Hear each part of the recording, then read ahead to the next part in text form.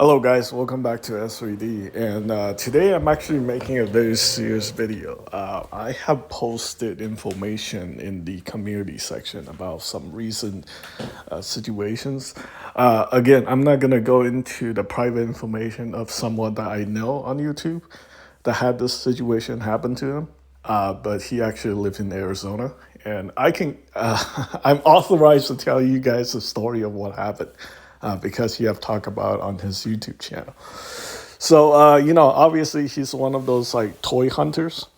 I first interacted with him, I think back in 2020. We were like trading G.I. Joe classified figures and stuff like that.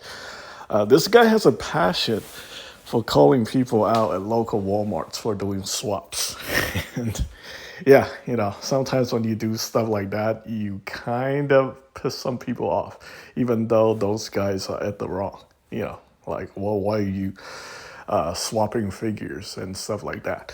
It happens very often in California. I sing in Nevada, I sing in Arizona, I sing in Texas, Florida, pretty much everywhere. It's very common, but people still do this all the time. It happens with like mostly Hasbro figures, and when they switch over to the windowless packaging, it became like even worse because now people can just swap stuff and then return it to Amazon and stuff like that.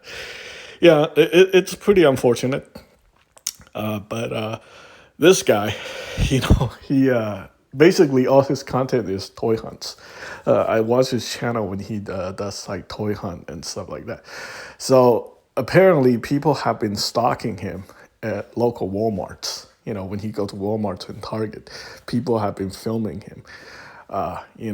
Hunting toys, and they also found where he lived and stuff like that. And then at some point, he said some guy went to his house and knocked on his front door when his daughter was home.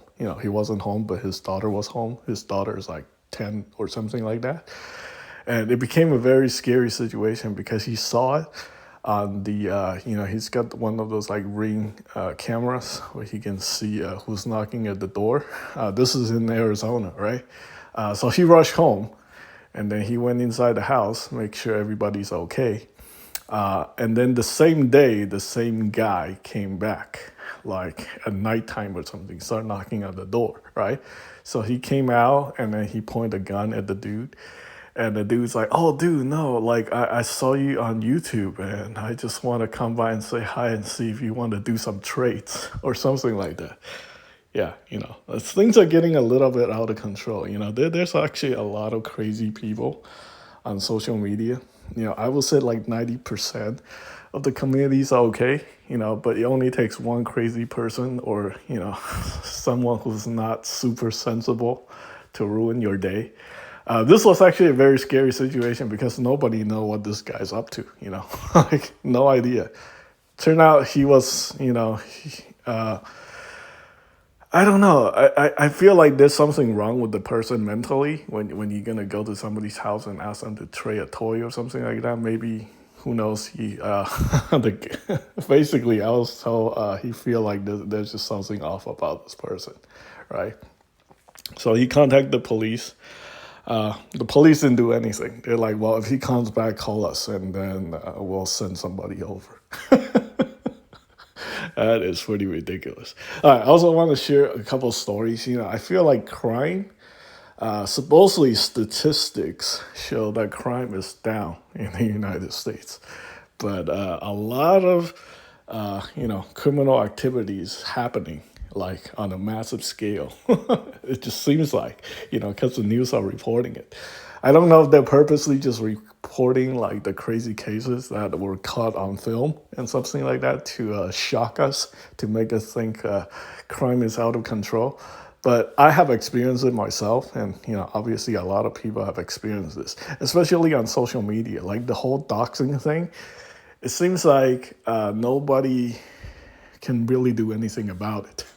Apparently, someone that I know online got doxxed, and basically the punishment for the person who was doxing the person was a 3-day suspension from a video game. That's it. I don't even know how that works. And I actually look into it. The whole matter is basically, if you live outside of California, there's really not much you can do about doxing. California actually passed a law. So, somebody get doxxed in California, they can seek, civil remedies. They can file a lawsuit. Or I guess they can, get some sort of investigation going. But, with the, right now, the police departments basically are telling me like, they have very little resources to even investigate car break-ins. And based on those statistics, I would think like crime is actually on the rise, consider, all the stuff I hear about car break-ins and, stores getting robbed and stuff like that. I mean, seriously, that is actually a serious problem because, I never seen comic shops and toy stores getting broken into, mom and pop shops, until recently. My friend's gun plus shop got broken into. My local comic shop got broken into 5 times. And this had never happened before until like after the pandemic. So things are definitely, I don't know if like the media is telling you the truth or not, but they're saying like, oh, it's like Republicans trying to scare people into thinking that crime is up, but crime is actually down. I don't know. I don't believe in both sides. I don't take politics seriously. But I think crime is not being taken as serious as it was before. Because I have experienced it myself too. So, yeah, what's even more funny is like these crimes are not just happening to regular citizens. Gavin Newsom, I believe he was stalked in 2021 when he went to Oakland, California to do like a meet and greet something. And apparently the person who was stalking him assaulted him on the street. This is the governor of California. So that is actually really disturbing. And furthermore, I believe the governor of Nevada, Joe Lombardo, was actually recently stalked by someone. Someone actually walked up to, the stalker apparently is kind of an idiot. Like he got the wrong address apparently, and then he went to knock on the door on the governor of Nevada. It's not his house, it's somebody else's house. He just saw some stuff that he posted on social media, like him standing in front of this particular house. I don't know what this guy is up to, but